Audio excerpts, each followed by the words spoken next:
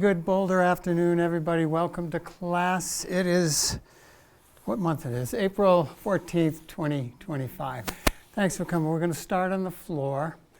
Just a quick reminder, if this is your lower leg, this part, and this is the lower part of your knee joint, and this is your upper leg, and the upper part of the knee joint, when they articulate like this, just remember when the joint flexes, it doesn't flex like a hinge. Can you zone in just a little bit, Deb? Maybe they can see. They got a bigger picture. So it doesn't flex like a hinge. If it did, it would fall off the back. What's cool, and thanks to our menisci, is that when it flexes and a few other things, it glides forward. It's a really unique movement for the joint. When it comes back to straight, it rolls forward and glides back. And this is a really important movement.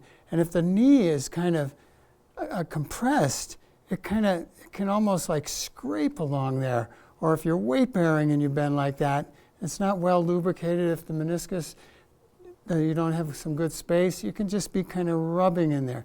So one of the reasons I do my leg glides is because it provides enough traction of the glide on the floor to just invite the space to open and invite that movement, in this case of flexing and gliding forward and straightening and gliding back. So the leg is totally passive.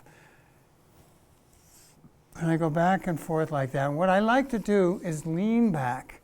So I don't even work my arms that hard. They do bend and they do work.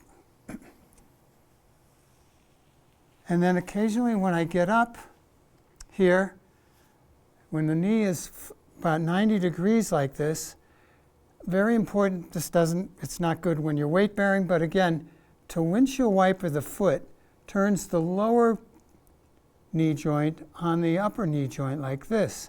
So I turn my foot in and out, and I don't throw it in and out, but I gently go in and out.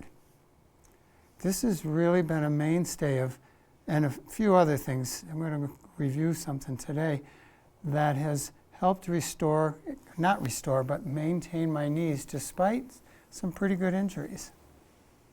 In those days when I lived in Crested Butte, Matt.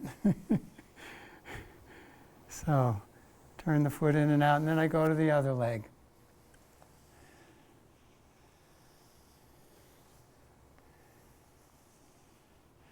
You know, if I go for a long hike or something like that, and I come home, I'll just quickly do these. You know, long hike like going to Costco and going up and down every aisle. Although I haven't been to Costco since COVID, actually. So you get that nice glide in there. Let's bring the soles of our feet together and just lean back enough to keep your back straight. And then press your shoulder blades down. This is really a nice movement for the shoulder blades as well. So as you nudge T12 back, it's going to jam into your shoulder blades unless they release. So release those shoulder blades, and then as you press T12 back, if your shoulder blades don't come down, you don't go forward very well. So when you're connecting your arms to the rest of your body, that shoulder girdle is very important. So T12 forward, shoulder blades drop, T12 back, shoulder blades come up. So go slowly enough so that maybe you can even envision if this is your shoulder blades on the back of the body, they actually glide like this on your back upper rib cage. And it kind of massaging them if they're like a couple of almost wax on, wax off with the shoulder blades, except you're going up and down instead of spirals. And that's very important. The shoulder blades get really jammed up if your lower ribs or your T12 doesn't move well. Now the next time your shoulder blades come up and T12 goes back, bring your knees. And then pressing T12 forward and the shoulder blades drop, you let that be an invitation to open the knees, and then T12 back shoulder blades, and all of these things work through your skeletal complex to get this nice work through the hips. And sometimes it's nice to hold these poses, sometimes it's nice to move them. And let's just hold this for a moment now. Drop down through your shoulder blades, and then right where the red starts on my shirt, the upper 5 inches of your chest, that's what you want to focus on lifting. And not, once T12 comes forward a bit, you leave T12 there so that the rest of you can then just open the chest, upper chest. Kind of a dead zone for some of us, and it certainly was for me for many years, to get that upper few inches to open. It's easy to open the middle, relatively speaking, because T12 goes forward.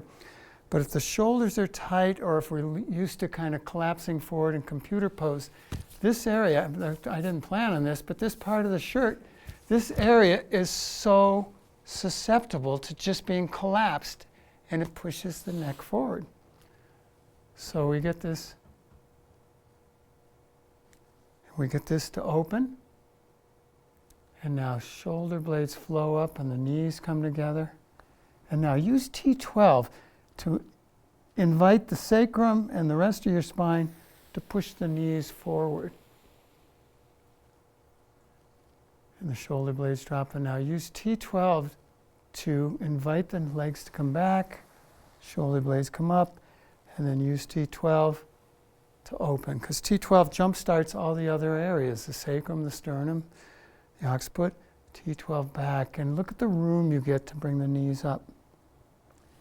T12 forward to push it forward. See if you can come up this time and just reach. Lift. Take your hands back, T12 back, shoulder blades, and then open.